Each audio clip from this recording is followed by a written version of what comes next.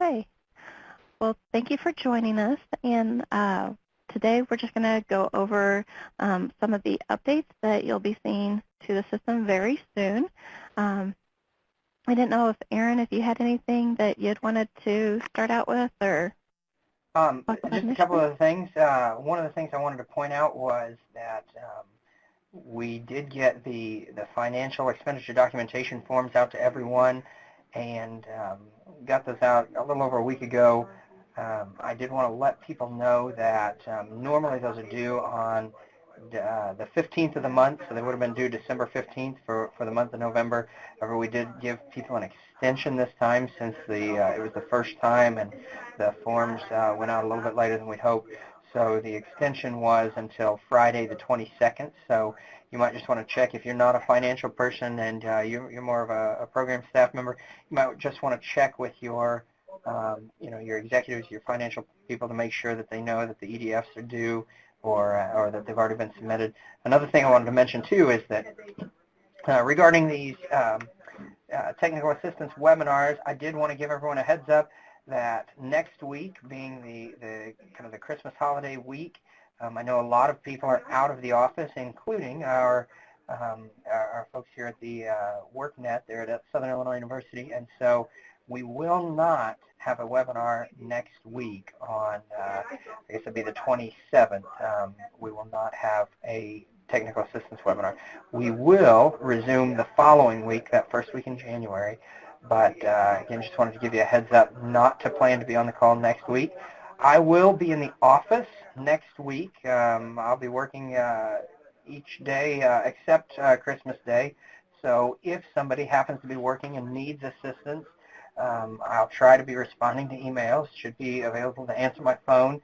So if you need anything, please feel free to contact me. That's it, Natasha, I think. Okay, great. Thanks. I'm going to go ahead and share my screen.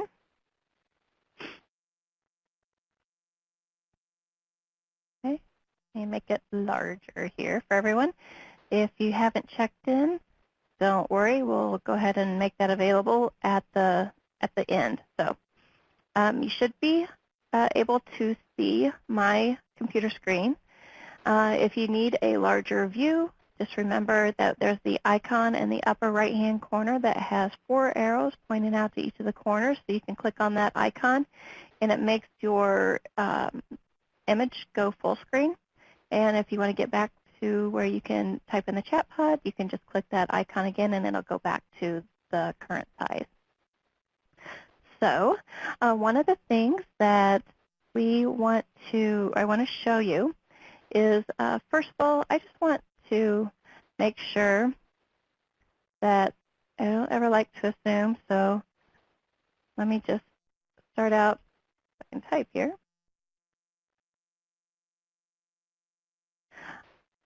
I want to make sure everybody knows how to get to the tools and the guides and everything for the CYEP program.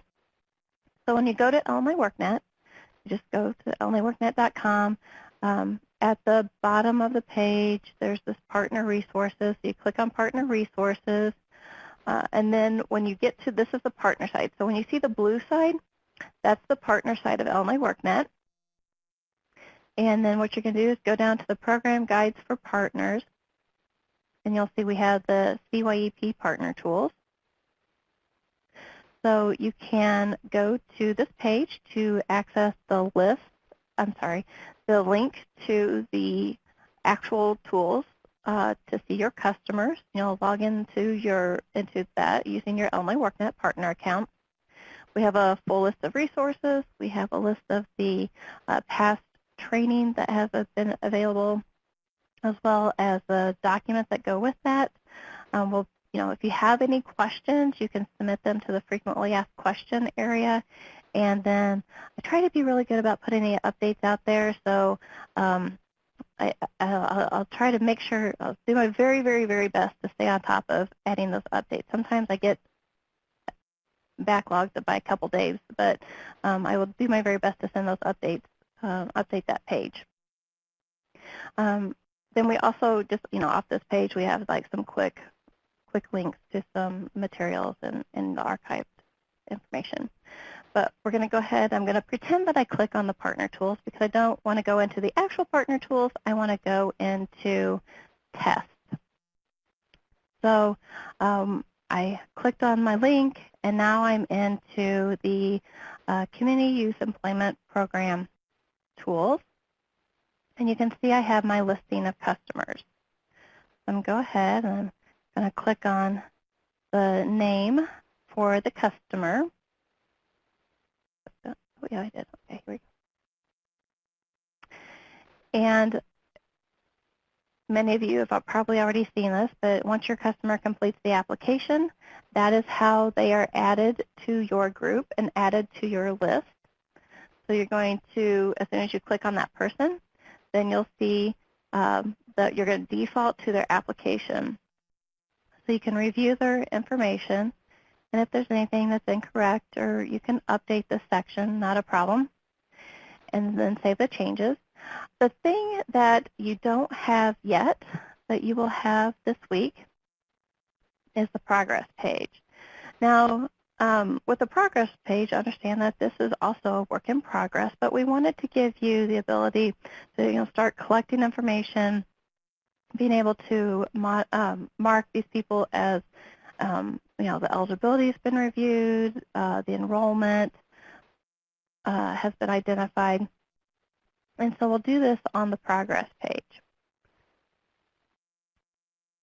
What you can do for our first real area where you can enter information is called the contact information section. And you can select a contact for this person. So if you have multiple staff that are working for your organization, then you can have, they'll have to use their Illinois WorkNet account. We'll have to give them access. But whoever is associated with your organization that also has been given access to these tools will show up in this drop-down list. So if you have, Natasha's going to work with A, B, and C people, Aaron's going to work with X, Y, and Z, you can have those, marked out, specifically identified for each person. And the reason why this is helpful is that those are the people that are going to receive, notifications as notifications are identified, and we add those into the system. Those are the people that are going to receive those summaries of notifications for those particular customers. So you could have, all three, 2 or 3 people, that are working with customers on every single customer. Just understand that, we do use the contacts to identify who should receive notifications.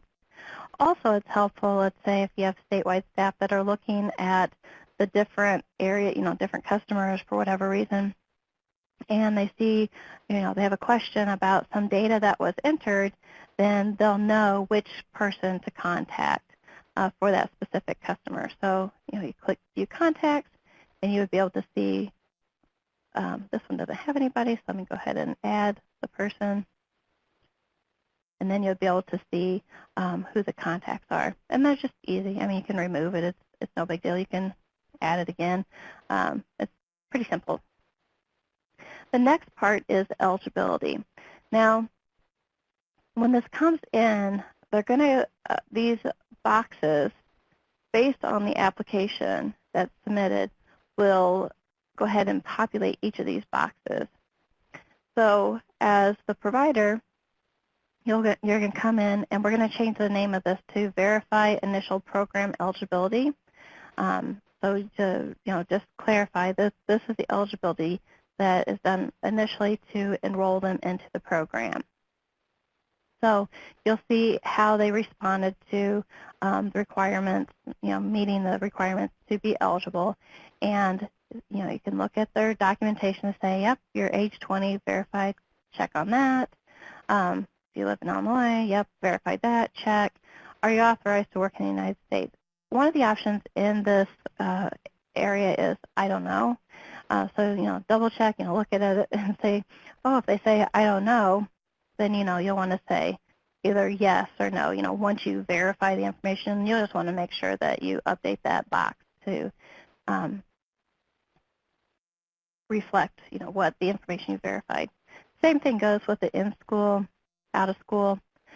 This uses the same logic that is in the application. So if you clicked no for their out-of-school, then you have to go ahead and update the eligibility requirements. If I say in-school, it's going to change it back, and then I have to select one of these options. And then I can verify that information. Or if they don't meet any of the eligibility requirements, you can click on here as, none of the, they're not eligible.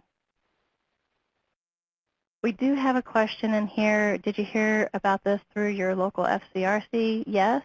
We do want you to ask this question. So if they say not selected in the application, just say, we just want to make sure, did you hear about this through your FCRC, or did you, hear about it some other way?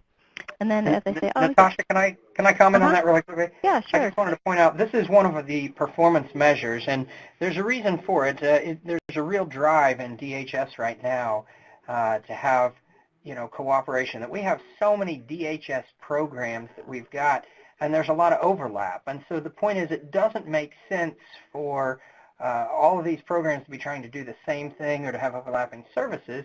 The idea of reinventing the wheel here. What we want to be doing is trying to make sure that, that the things that we're doing form this kind of comprehensive net of social services for people.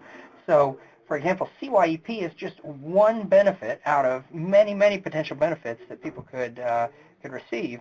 And so we are asking our Family and Community Resource Centers, our FCRCs, to refer people who might be eligible to CYEP, and we want to know if they are. And similarly, we talked about other performance measures where we expect providers like you to be forming relationships and also working with the FCRC. So, for example, if you've got a participant who shows up and is involved and maybe wasn't referred from the FCRC, but you think that he or she might benefit from, if they're over the age of 18, they might benefit from some of the things that the FCRCs have available. We need to be making that connection as well. And so the idea is just working together instead of working separately. So this is something that is really, really important that you need to be asking all of your participants. Based on my experience last year, not a lot of the participants were referred from the FCRCs. And so I'm not necessarily expecting that you will have a lot, but you do need to ask everyone, okay? Okay, thanks. So, ask the question and then update their answer. And then I'm going to have our programmer update this text so that it says, clearly yes or no. So you'll expect to see a little bit of an update there. So you can hit save, and then it's going to save the eligibility section for you. Let me close that up. And then we're going to the enrollment section. So you can select if this person is in school or out of school, and then you can either set their status to not eligible, enrolled and eligible, and the eligibility is verified. Eligibility is verified, but they're on a waiting list. And then either the youth declined to participate or the provider's not willing to enroll at this time. So you can select any of those options and save. And another update that we're making is just to have your update history here so that we can, you may have a person, maybe they started out as out-of-school youth, but then once they started school, then of course they're in-school youth. So you can change their enrollment to in-school youth. And then that way we have a history so they can see, maybe they were on a waiting list and then it changed to their eligibility as they're enrolled in, and it's been verified. So like I said, we'll be adding a little link here that says update history, and so you'll be able to see those changes. The completion exit status, we're still working on the details for how to define that. So we'll be providing more information on that area. And then we have a section called Performance Measure Deliverables Progress. So these are related directly to your performance measures. What we'll have what we have currently are these Employment 101, the NOCD, the Career Cluster Inventory. So those will populate based on the information that we already have in the system. We're going to add a line here that says coming soon, and the rest of these bullets will be coming soon because some of you'll get a preview of what's to come. So our ISTEP, the ability to document these different types of subsidized, unsubsidized jobs, that information. So that's coming soon.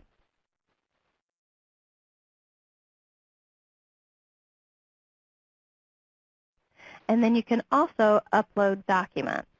So it's pretty simple. You just go to upload document, browse, use your browse like you normally would. You can upload the PDFs, documents, Excel files. You can put in a description and upload. And when you upload a document, you'll be able to click on it to see the document. You'll see the description. You'll see who it was uploaded by and when it was uploaded. Okay. I see that there Emma's typing, so we'll see what the question is here. The other area we have is case notes, so you can add in case notes. We'll be able to type in the subject, the contents, and then you'll also be able to either send this as an online WorkNet message, as a message in an email, or just save it as a case note without sending the message.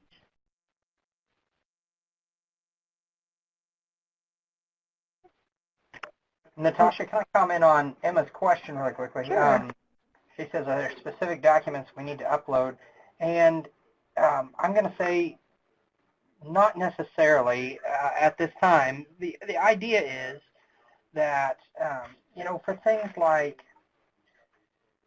for eligibility documents, for example, like we might have, I know one of the requirements is that we have all youth complete an I-9. Uploading documents like that might be handy.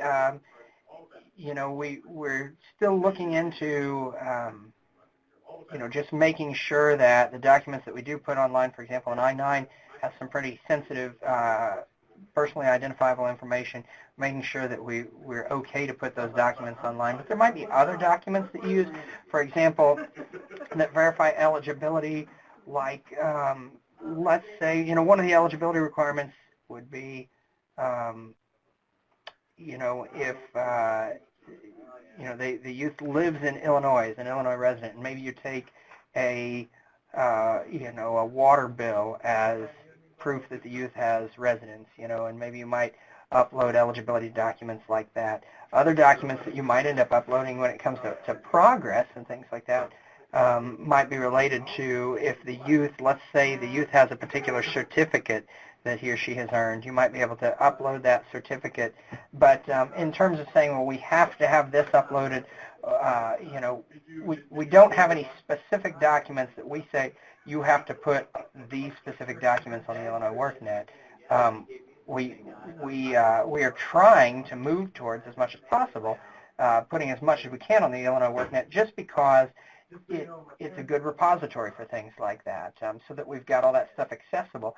So let's say, somebody is working at a remote location for your program. They're working at maybe the other office, and they need a note from someone's file or something where they're working with that youth. Well, if they can just pull up a copy of the document right there, it could be really handy. And so we like the idea of putting those documents on, but no, there's not a specific requirement that needs to be uploaded. And sometimes in the past, people have put things like, if you have a signed release form for taking pictures or videos or something like that, you want to put a release form in there. Yeah, we do have requirements for what has to be in a participant's file, and those things are in our program standards that we've got. What kind of documents have to be on file for each participant, and that includes proof of eligibility documents. Right now, the filing requirements are really in a physical file, that the youth need to have an individual physical file. Maybe sometime in the future we'll transition that to it all needs to be online, but not where we're at just yet. Right.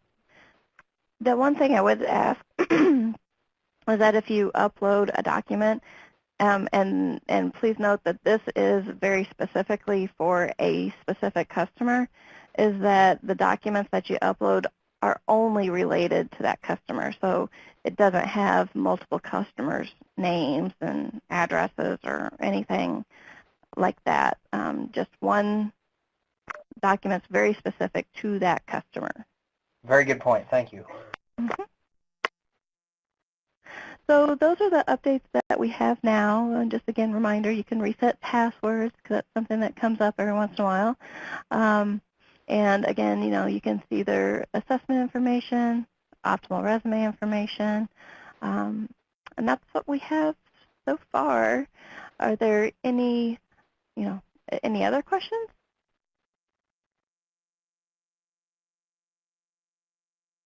Okay. If not, I don't want to keep you any longer than necessary, but oh, we see someone typing. I was going to point out that I have noticed when the WorkNet gets requests for people to have access to the partner tools through an agency, they usually forward that request to me, and I know I have seen quite a few of those. So that's good news. A lot of people are getting set up to be able to use the WorkNet. If you haven't yet, be sure that you're doing that. If you need additional staff, we've had people where,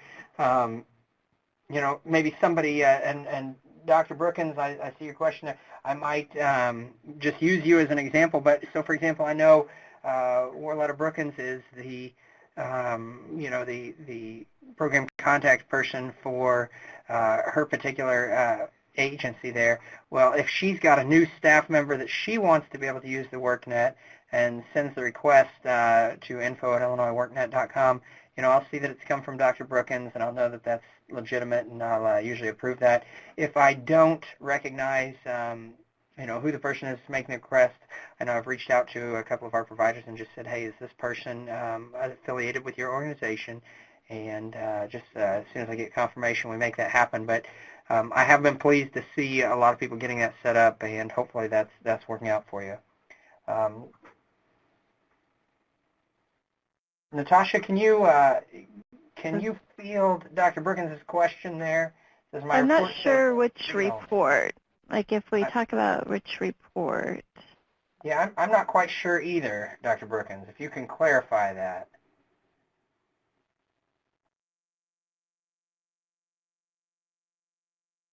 And just in case, too, I see maybe a name or two that got added here maybe after the start of the call, so I just want to give a reminder that we did mention that next week after the Christmas holiday, because so many people are off work and away from the office, that we will not have our training and technical assistance webinar next Wednesday, which would be the 27th. We will have our technical assistance webinar the following Wednesday, which will be January 3rd, okay? And, okay, and Dr. Brookins is asking about the financial report due Friday. So that's a fine question. That is okay to ask here, but just to clarify for Natasha, that is not a WorkNet question, but it has to do with our expenditure documentation reports. And usually you have the option when you open it, Dr. Brookins, that there's usually I believe like a yellow bar near the top that will allow you to edit the document. I will say that the EDFs, there are parts of them that you will not be able to edit because those cells are locked. And the reason is things like your approved budget, those cells would be locked because those have to match your approved budget in the CSA system exactly. So we've entered them as they have come out of the CSA system, and they are locked in. And then a lot of our formulas, of course, which then calculate certain things on the EDF, those formulas would be locked as well because we don't want somebody to accidentally erase the formula and then have the report not work. So there are sections of the report that you will fill out and fill in information, and there are other sections where you won't. So I would just say, you might check the instructions we sent, but as far as it being a read-only document, usually if you open, like for example, if you opened as an attachment, it might be a read-only document until you save a copy of it on your hard drive, or until you hit that usually that edit button on the top of your Excel spreadsheet as you open it. Hopefully that answers your question. Does anybody else have any questions about the EDFs? I've gotten a lot from people, but if you have a question at the moment, now is a good time to ask. I know I have had a number of people ask about their prospective payments. The idea is that providers would get paid some funds up front, basically one month's payment, which would be essentially 1/8 of your total award amount, and then after that you would get reimbursement payments. I've had a number of providers ask about those payments and when are they coming, and we have processed the contracts as soon as we got signature pages back. We send those basically through the bureaucratic maze that is the state, and those contracts get they go through a number of offices and eventually end up at the Illinois Comptroller's office, who then will release funds as they become available. I know a lot of those have been processed in the last week, so if you hadn't seen before, you could check again. The Illinois Comptroller's office website is fairly user-friendly and transparent in that most people can look up vendor payments on the Comptroller's office website using your organization's name and FEIN number. So if you haven't done that or you don't know how to do that, let me know. But we can make sure we do that. Let me see if I can get that link for you really quickly, and I'll post it in the chat box. Give me just a moment.